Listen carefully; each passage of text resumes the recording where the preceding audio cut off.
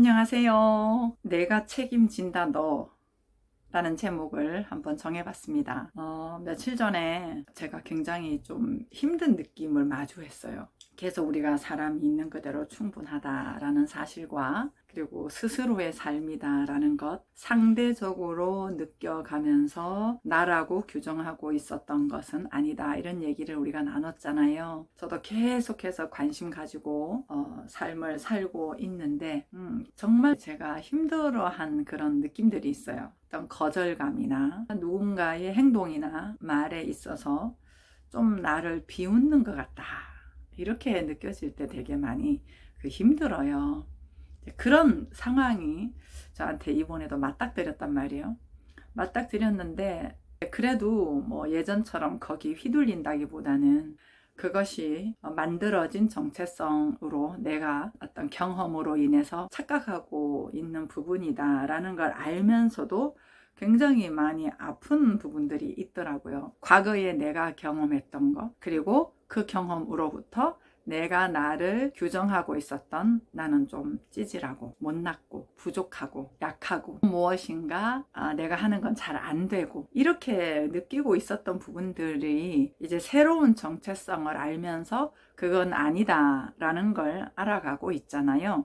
그럼에도 불구하고 남은 그 잔재들이 계속해서 깔짝깔짝 그리고 있어요. 물론 그 부분조차도 다시 한번 삶의 방향성을 세우는 시금석이 되기 때문에 문제라고 볼 수는 없겠죠. 그렇지만 제 안에 열망이 있더라고요. 너무 절실함이, 정말 자유롭게 살고 싶고 정말 자유롭게 사람들과 어울리고 사랑하고 함께하고 그렇게 세상을 품을 수 있는 사람으로 정말 원하는 것들을 하면서 갈 수 있는 사람, 너도 행복하고 나도 행복한 삶, 이런 거에 대한 절실함이 너무 강하게 일어났어요. 그래서 제가 한 게 뭐냐 하면 화장실에 가서 거울을 딱 보고 너 내가 책임진다, 내가 책임진다 너, 그러면서 이렇게 소리를 쳤어요. 너 내가 책임진다, 이렇게 큰 소리를 쳤습니다. 큰 소리를 치고 그리고 나서 이제 삶을 막 이렇게 움직이는데 그 많은 뇌과학자들이나 긍정적인 이런 그 마인드에 대해서 얘기하는 분들이 공통적으로 하는 게 뭐냐 하면 강한 의도가 필요하다, 이런 얘기를 하거든요. 내가 그렇게 하리라 결단하는 거 있죠. 우리 교회에서도 결단을 하잖아요. 근데 이제 내가 책임진다. 근데 여기에서 이제 저희가 교회에 다니고 하나님을 믿는 사람으로서 하나님이 힘을 주셔야 하고 하나님이 은혜를 주셔야 하고 하나님이 함께 하지 않으면 안 된다, 이런 이야기를 하잖아요. 근데 이제 하나님 핑계 그만 대자. 조금 직접적으로 그렇게 얘기를 저한테도 하고요. 함께 하고 싶었습니다. 핑계 그만 대자.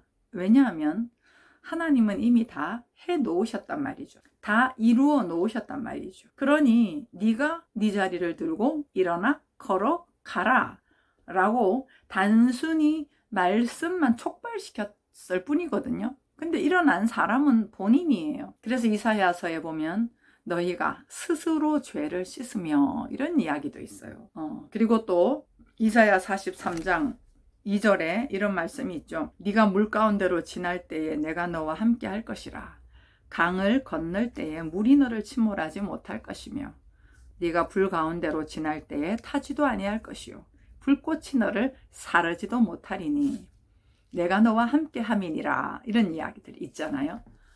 하나님은 이미 다 하셨습니다. 참 오래전에 제가 이 하나님의 사랑을 정말 알고 싶은데 그렇게 느껴지지 않는 그런 부분들이 있어서 엄청 울면서 기도했던 적이 있어요. 그때 이제 하나님 제 이미지로 얘기를 했던 게 뭐냐 하면 내가 너를 위해 죽음으로 모든 걸 사했다. 이 정도로 보여줬으면 그 사랑이 충분히 표현되지 않았냐. 더 어떻게 하랴.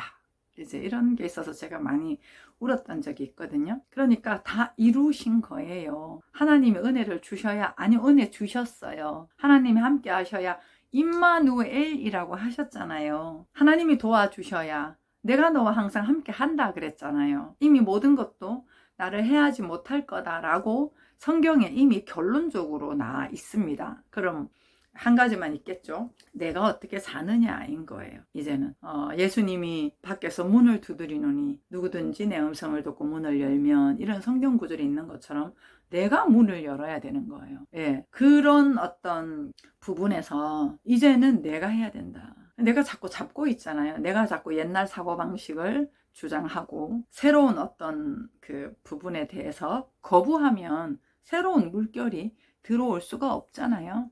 그래서 이제 내가 해야 되는데, 거기에서 중요한 부분이 얼마나 절실하냐, 얼마나 필요를 느끼고 있냐, 내 회복에 대해서, 내 원래의 그 천국의 삶에 대한 간절함이 얼마나 있냐.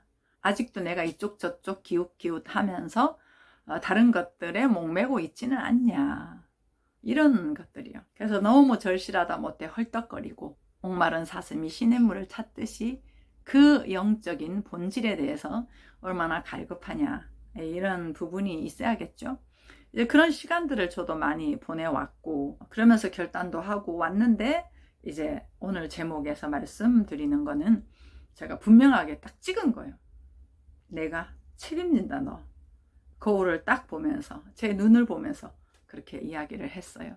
그리고 나서 참 신기한 게, 제가 결단을 딱 하니까 주변의 모든 것들의 해석이 예전하고 완전히 달라요. 예전에도 이제 그렇게 보면서 또 방향 세워가면서 그렇게 살았다라고 한다면, 이번에는 그런 거죠. 내가 너 책임진다. 이 부분에 대해서 결단을 딱 하고 난 다음에, 여전히 우리가 삶을 살다 보면 좀 불편한 게 있지 않겠습니까? 뭐 누군가하고 이야기를 할 때 불편하다거나, 내가 일이 잘 못 돼서 실망을 한다거나, 이제 이런 등등의 것들이 있잖아요. 그런데 그때 계속 내 안에서 울리는 게 그거예요. 내가 너 책임진다.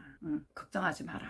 그리고 내가 너를 상처 가운데 두지 않을 거다. 제가 어떤 부분 때문에 불편해서 화가 나면, 화가 난 상태가 내가 아픈 거잖아요. 힘든 거잖아요. 내가 너 책임진다. 이 말 한마디가 화가 난 내 상태로 힘들게 있는 것이 아니라, 그 화가 아닌 정말 내 안에 성전이 정화가 되는, 그런 느낌이었어요. 물론 진리를 알고 있는 부분이 작용을 한 거죠. 사람은 원래가 온전한 존재이고, 사랑이 많은 따뜻한 존재이고, 힘 있는 존재이고, 사람은 주체적인 존재이고, 하나님의 기뻐하심을 입은 충분한 존재이고, 이 부분을 이제 제가 계속 관심 갖고 살았기 때문에 그것들이 이제 힘을 또 부여를 한 거죠. 그러면서 계속해서 내가 너 책임진다. 내가 너 책임진다. 이게 내 안에서 훈련할 때, 내 안에서 그것들이 들려질 때, 내 성전에 쌓이려고 했던 여러 가지 상대적으로 불편함을 느끼거나, 나를 상대해서 나에 대해서 실망을 하거나, 그런 부분들이 정돈이 되는 거예요. 정돈이 되면서 감격스러운 그런 느낌이 많이 들고, 또 가볍고 감사하고 충만하고, 이런 것들이 또 이렇게 제 삶에서 많이 있더라고요. 그래서 내가 책임진다, 너. 그 책임은 이제 옛날에 비교를 해보면, 누가 나를 좀 보호해 줄 사람 없나? 그런 남자 만나면 좋겠다. 그런데 뭐 저희 남편은 또 막내예요.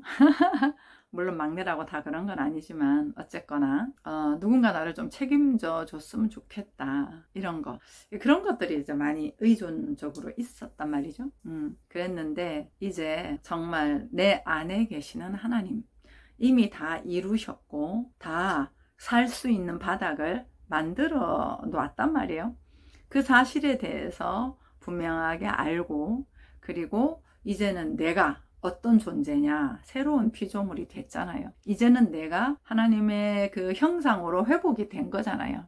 그렇다면은 그 형상으로서 이제는 내가 정복하고 다스리고 선포하며, 믿고 구하는 것은 받은 줄로 믿으라, 이 말씀처럼 결론부를 찍고 그렇게 가는 거죠. 그렇게 이제 제가 계속 선포하면서 가는 거예요. 나는 사랑이지. 난 자유로운 사람. 나는 언제나 따뜻한 사람. 이런 부분을 계속해서 이렇게 묵상하면서 즐기면서 가는 거예요. 그래서 그 학자들 그런 얘기를 하더라고요. 강한 의도, 아까 말씀드렸잖아요. 그것과 아주 고양된 감정을 느끼는 거다. 이렇게 이제 뇌과학자들이 그런 얘기를 했거든요. 그거를 제가 이렇게 보면 그런 거예요. 우리가 어릴 때부터 지금까지는 늘 그런 게 있잖아요. 좀 상대적인 거나 어떤 기준으로 인해 가지고 좀 더 잘해야 되는데 나는 왜 이렇게 못할까? 나는 머리가 나쁜가? 우리 집안은 경제적으로 어려워서 내가 하려고 해도 안 될 거야. 나는 왜 이렇게 부족한 거야. 이러한 것들을 인식하지 않을 수가 없었어요. 그냥 비교 경쟁 구도로 살아가니까요. 그런 것들로 먹고 그런 것들을 생각에 담고 학교를 가고 생각에 담고 잠을 자고 그러니까 머리부터 발끝까지 몸에 다 찌들어 있는 거예요. 그리고 그게 이제 자연스럽게 된 거죠. 그래서 어떤 상황이 딱 되면 역시 내가 머리가 나빠서 이런 그래 역시 나는 운이 없어서 이렇게 바로 이제 즉각적으로 자동적 사고가 발현을 한단 말이죠. 예, 근데 이제 지금 제가 말씀드린 것처럼 결단을 분명하게 하시고요. 내가 너 책임진다. 부정적인 거, 힘든 거, 물론 힘든 거는 있을 수 있겠지만 그로 인해서 나를 아프게 하는 것들을 내가 다시는 하지 않겠다. 그렇게 이제 결단을 딱 하고 내가 어떤 존재인지 얼마나 귀하고 소중하고 힘있고 그런 존재인지를 자꾸만 묵상을 하면서 다시 이제 또 밥을 먹죠. 학교도 가겠죠. 회사도 가고 일도 하고 다른 사람들하고도 만나고 그렇게 하면 이제는 예전에 내가 부족하다라는 것으로부터 일상생활을 펼쳤다면 이제는 내가 정말 괜찮은 존재다라는 사실로서 일상에다가 재편하는 거예요. 재편하면서 가다 보면 예전의 것이 익숙한 내가 되었다면 이제는 새로운 것이 익숙한 내가 되니 이것 또한 당연해진다는 거죠. 예전의 모습이 우리가 너무나 당연해서 그렇게 살았다면 이제는 새로운 피조물, 하늘적 존재, 천국 이라고 하는 내 삶이 익숙하게 아주 자연스럽게 당연해지는 그런 삶으로 우리가 나아갈 수 있다 이 말인 거예요. 그래서 오늘은 그 결단이 얼마나 중요한지 내가 결단을 내려야 됩니다. 나와 내 집은 여호와만 섬기겠노라. 여호수아가 죽기 전에 그렇게 결단을 했잖아요. 그 말이 무엇이겠어요? 그 여호와가 이제 우리 안에 계시는 거고 그 여호와와 하나님 연합된 내가 진정한 나이고 이제는 내가 옛 사람으로 사는 것이 아니라 새 사람으로 새 패턴을 훈련하는 데 있어서 정진하리라. 다른 거 보지 않으리라. 이렇게 이게 세상 바라보지 않는 거거든요. 그렇게 결단하고 마음껏 고양된 감정을 느끼면서 항상 기뻐하라. 쉬지 말고 기도하라. 범사에 감사하라. 이게 느낌이잖아요. 감정적인 느낌적인 부분이잖아요. 뭐가 있어서 기뻐하라 이런 얘기가 아니잖아요. 그냥 기뻐하는 거예요. 그러면은 우리 안에서 이제 긍정적인 에너지가 우리 주변을 돌겠죠. 이렇게 내 바탕 자체가 바닥에 옥토가 되니 당연히 좋은 열매 맺을 수밖에 없고 주변 환경도 그로부터 샘물이 흘러가 정비가 된다라고 하는 거죠. 그러니까 그 시작점에서 결단하자. 내가 책임진다. 너. 이 말씀을 한번 나눠봤고요. 계속해서 제가 그렇게 관심을 갖다 보니 나를 원망 가운데, 불평 가운데, 화 가운데, 찌질함 가운데 그 옛사람이 한 번씩 상기될 때마다 그렇게 두지 않는 힘이 여기서부터 이렇게 발현이 되더라고요. 한번 결단해 봅시다. 내가 책임진다. 너. 그렇게 한번 말해 보시겠습니까? 예, 화이팅입니다.